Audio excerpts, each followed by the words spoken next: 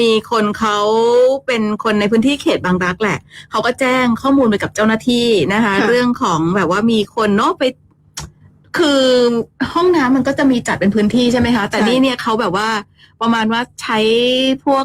ขวดน้ำใหญ่ๆมาทำเป็นโถปัสสาวะ DIY แล้วไปติดเอาไว้ในพื้นที่สาธารณะอะค่ะท่าเรือสาทรอะไรแบบเนี้ยนะคะประชาชนเขาก็เลยร้องเรียนมันทั้งกลิ่นแล้วก็ความไม่สะอาดนะก็นั่นน่ะสินั่นแหละค่ะสุดท้ายวันนี้ทางเจ้าหน้าที่ของเขตบางรักเขาก็เลยลงพื้นที่ไปตรวจสอบแล้วก็ไปเจอจริงๆและที่สำคัญก็ต่อท่อตรงไปในคลองน่ะ